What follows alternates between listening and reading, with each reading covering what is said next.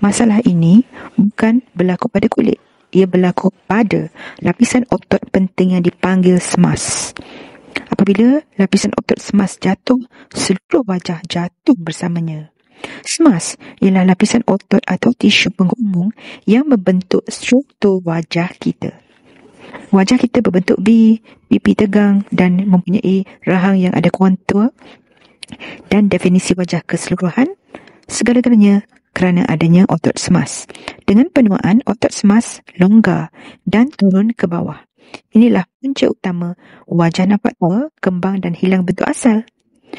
Kalau hanya nak rawat kulit, wajah tetap tak naik.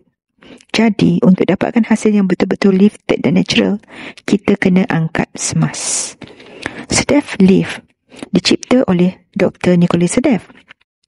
Teknik ini menggunakan sedef suture yang diletakkan pada titik-titik anatomi tertentu untuk mengangkat SMAS tanpa pembedahan. Ciri-ciri unik sedef lift: tiada pembedahan, tiada downtime, access point yang kecil, hasil serta merta. Wajah lifted secara natural, bertahan 5 tahun ke atas dan menang banyak anugerah antarabangsa kerana keselamatan dan kebaikannya. Sedef bukan ubah wajah. Sedef mengembalikan wajah ke bentuk asal secara natural. Di Marisa, proses bermula dengan face mapping. Kami menentukan di manakah titik-titik SMAS, punca kejatuhan dan berapa milimeter wajah perlu dinaikkan. Di sini, garis peta asal wajah akan dilukis. Setelah pemetaan, sedef lift dilakukan. Benang sedef dimasukkan ke dalam lapisan SMAS dan dinaikkan ke arah vektor yang betul untuk mengangkat wajah secara tepat dan natural. Sedef di Marisa dilakukan oleh doktor yang menerima latihan terus daripada Profesor Sedef menggunakan teknik original Sedef Bulgaria. Penilaian wajah berdasarkan face mapping yang terperinci. Ingat, tiada filler, tiada botox, tiada thread lifting yang biasa.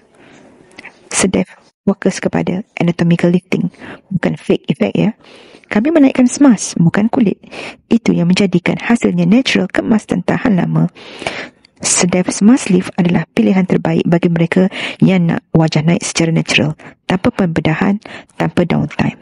Ia juga ialah sejenis deep plane lift.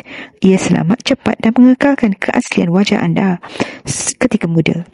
Jika anda nak lihat bagaimana wajah anda boleh naik mengikut peta asal, datanglah ke Marisa untuk sesi face mapping dan consultation Sedef Lift.